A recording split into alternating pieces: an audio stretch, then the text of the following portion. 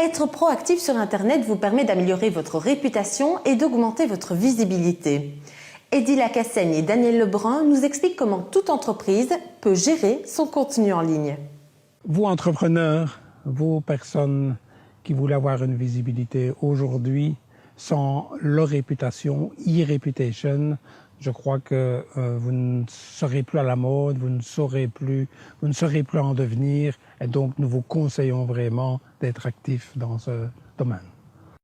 Nous avons tous pratiqué au moins une fois l'ego surfing, chercher son propre nom sur Internet. Mais parfois, les résultats sont inattendus, surprenants, voire dommageables. Ces contenus ne sont heureusement pas inamovibles.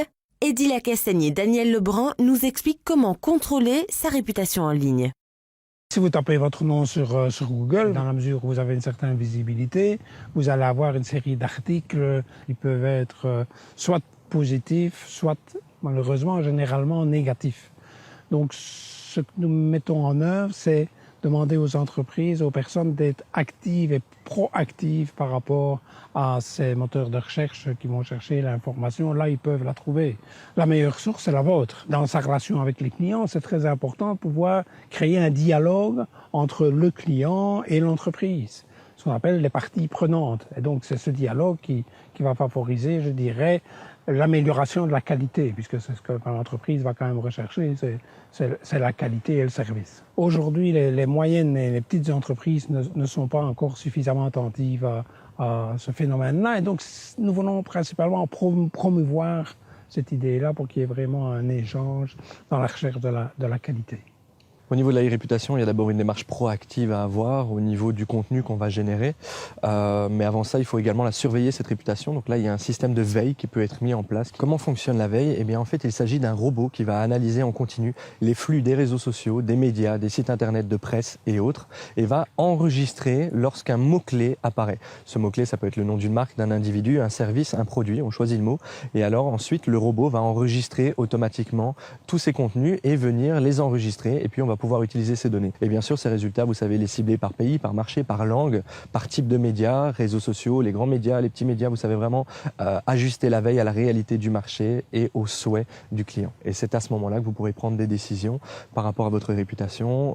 S'il s'agit par exemple d'un commentaire client, de venir répondre. S'il s'agit d'un article de presse positif, eh bien le partager sur vos réseaux sociaux pour le renforcer. Et s'il s'agit d'un contenu négatif, à ce moment-là, vous allez pouvoir réagir selon le contenu avec la force nécessaire pour contrecarrer les effets négatifs de cet article. Le problème des réseaux sociaux, c'est l'effet boule de neige. Dès qu'une information paraît, eh bien, elle prend une ampleur absolument incroyable due aux réseaux sociaux. En plus de ça, il y a énormément de désinformation qui a lieu à l'heure actuelle, des articles dont les titres sont modifiés, trompeurs, ou alors un média va publier une bride d'articles dès la première info et en fait, la réalité est tout à fait autre. Donc, effectivement, les réseaux sociaux doivent être pris en considération, sont une pierre très importante de cette stratégie et réputation. Vous avez au niveau des résultats Google le droit à l'oubli, mais qui ne fonctionne pas toujours. Au niveau d'un article de presse, vous n'allez jamais pouvoir le faire supprimer.